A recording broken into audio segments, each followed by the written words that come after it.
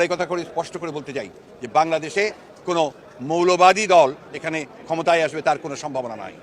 বাংলাদেশের 52 বছর ইতিহাসে দেখা গেছে যে কখনোই কোনো মৌলবাদী দল তারা ক্ষমতায় আসতে পারেনি। সকলের মধ্যে কমন আমাদের এই দেশে কোনো চরমপন্থা বা মৌলবাদের অবহেলনা যেন কোনোদিন পরিণত হতে না পারে, সেটিও কিন্তু আমাদের প্রত্যাশা।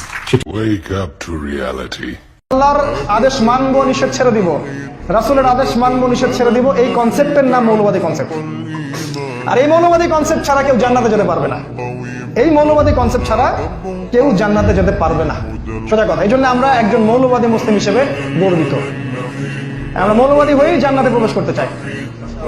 আর তোমরা ধর্ম নিরপেক্ষ যেহেতু, এই জন্য জাহান্নামে সব ধর্মের মানুষ থাকবে। সেখানে ইহুদি থাকবে, খ্রিস্টান থাকবে, কাফের থাকবে, মোরতাদ থাকবে, মুশরিক থাকবে, আর মুনাফিকরাও থাকবে। এটা সেকুলার জায়গা একটা। ওখানে গিয়ে সেকুলারিজম প্রতিষ্ঠা করবা তোমরাও। আল্লাহ পাক তোমাদের ওইখানেও যেন এই সেকুলার সবগুলোকে একত্রিত করেন, আল্লাহুম্মা আমিন। এই কনসেপ্টটা অনেকে ক্লিয়ার নাই। অনেক মুসলিম আজকে এই শব্দগুলো শুনলে ভয় পায়, মনে করে এই শব্দ দিয়ে তারা আবার কি বোঝাতে চাচ্ছে।